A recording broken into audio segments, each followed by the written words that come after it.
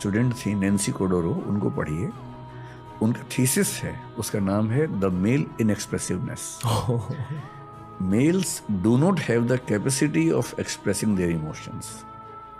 वो छुपाते हैं ऐसा नहीं, उनकी वो कैपेसिटी बचपन में खत्म हो जाती है। और उसका पूरा उन्होंने कहानी बताई।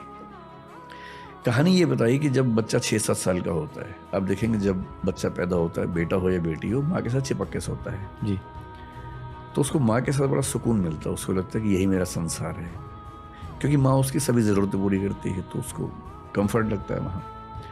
फादर के साथ अच्छा लगता है, पर फादर के साथ लंबे समय का कंफर्ट नहीं है, वो कुछ मिनट का है, कुछ समय मतलब एंजॉय करने का है, लेकिन लॉन्ग टर्म इन्वॉल्वमेंट में हमेशा माँ पसंद आती है। अब 6-7 साल या 8 की उम्र के बाद क्या होता है कि बेटे को हम माँ से अलग करने लगते हैं कि अलग कमरे में सो, दूर सो, और वो हर कल्चर की ज़रूरत है ताकि बेटे के मन में कुछ ऐसी फीलिंग्स ना आने लगें, क्योंकि वो बड़ा होने वाला है।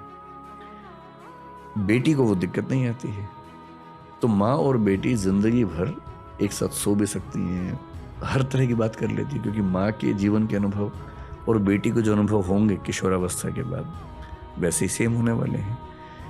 तो बच्ची माँ से ही बात करेगी, बेटा भी किशोर होगा और बेटा माँ से बात नहीं कर पाएगा, और बेटे और बाप में तो और कम बात होती है।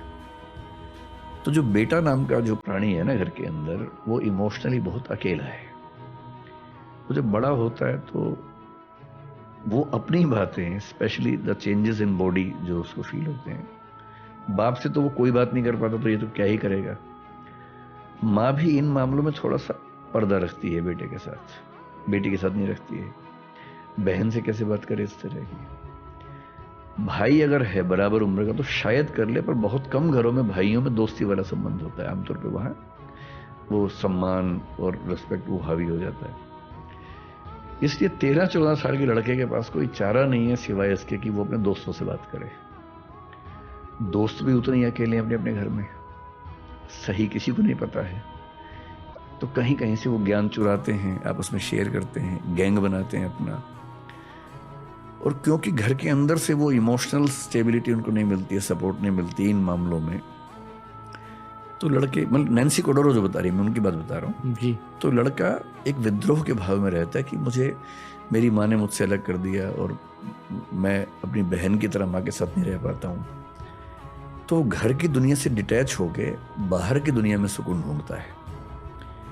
इसलिए आप देखेंगे जनरली लड़कों के लिए पैसा, रुतबा, पावर, बड़ा घर, बड़ी गाड़ी, इसकी जितनी वैल्यू है जनरली लड़कियों के लिए नहीं होती है, क्योंकि वो घर के माहौल में अपनी माँ के साथ, पापा के साथ जितना सुकून उनको मिलता है, तो इनके लिए सफलता के मायने जनरली अलग रहते हैं।